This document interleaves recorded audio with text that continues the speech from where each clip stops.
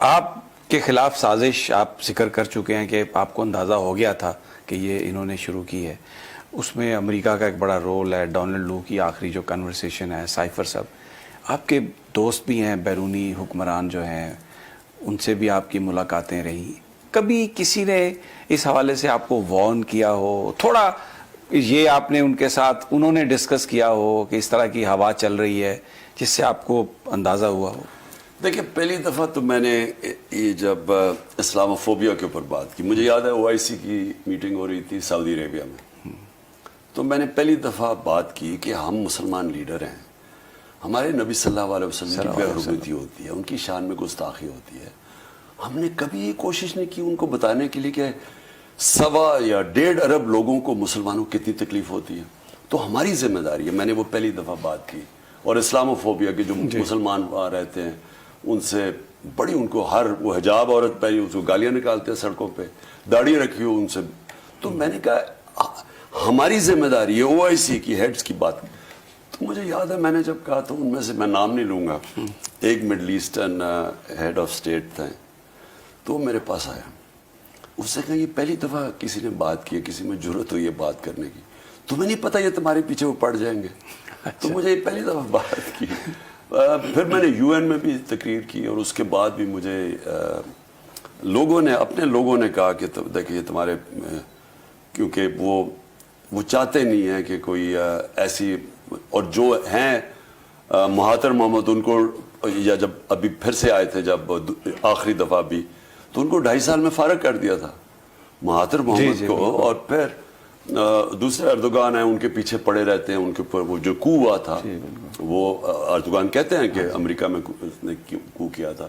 تو وہ مجھے یہ تو تب کہتے تھے سارے لوگ, یہ کہتے تو رہتے تھے, لیکن دیکھیں میں تو کوئی پاور میں اس لیے تو نہیں آیا تھا کہ میں نے فیکٹری کوئی باہر, میں تو ایک نظریے کے تحت آیا تھا.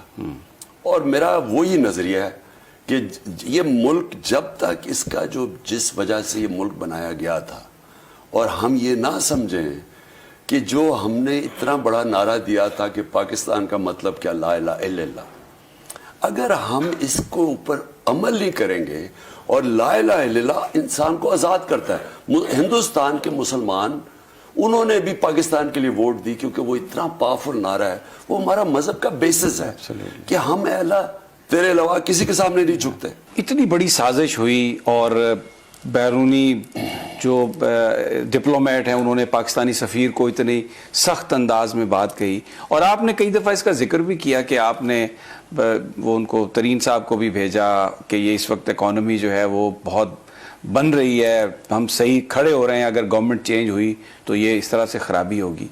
آپ کی اپنی بھی بات ہوئی ہوگی, ہماری ایجنسی سے بات ہوئی ہوگی, آپ کی جنرل باجوہ سے بات ہوئی ہوگی. کیا وہ they didn't realize that, یا کیوں خاموش رہے؟ کیونکہ یہ بڑا ایک سوال ہے. میں نے نیوٹرلز کو بڑے کلیئرلی بتایا, میں نے کہا یہ اگر آپ نے کیا اس وقت, یہ جو سازش ہو رہی ہے یہ کامیاب ہو گئی تو یہ ہماری جو اکانومی ہے وہ بڑی مشکل سے یہاں پہنچی, جیسی کانفیڈنس گیا یہ نیچے جائے گی. بٹ کیا رسپانس تھا, کیا وہ سمجھتے تھے کہ یہ کچھ نہیں ہو رہا, آپ فضول میں بات کر رہے ہیں, یا وہ کہتے تھے کہ ہم بس خاموش ہیں؟ ہمیں تو کہا کہ کوئی سازش نہیں ہے اور ہم نیوٹرل ہیں. لیکن جو کچھ ہو رہا تھا اس میں تو یہ تو کبھی پاکستان جیسے ملک میں ممکن ہی نہیں ہے. وہ لوگ جو ایک دوسرے کو اتنی گالیاں نکال رہے ہیں, جو ایک دوسرے کی شکل نہیں دیکھنا چاہتے, وہ اس طریقے سے یکجا ہو گئے, یہ کیسے ہو سکتا ہے؟ نہیں, انہوں نے تو کٹھا ہونا تھا کیونکہ ان کے انٹرسٹ ایک ہے. یہ آپس میں تو کرتے ہیں نا نورا کشتی, دونوں کرپٹ ہیں. انہوں نے جب پہلے دفعہ جو ان کی 2 دفعہ گورنمنٹس گری 90 کی دہائی میں, وہ کرپشن پہ گری تھی. جب یہ NRO لے کے آئے مشرف سے, تو انہوں نے فیصلہ کیا کہ اب ہم نے ایک دوسرے کو, آپ بھی پیسہ بناؤ, میں بھی پیسہ بناؤں گا, اپنا نیب کا ہیڈ رکھ لیں گے, اپنے سلیکٹرز الیکشن کمیشن اپنے رکھ لیں گے, اپنی کیئر ٹیکر رکھ لیں گے مل ملا کے, اور ہمارے بچے تک باریاں ہم کھاتے رہیں گے. تو انہوں نے پھر مل کے کھائے ہیں. یہ جو 4 گنا جو ہمارا قرضہ 6,000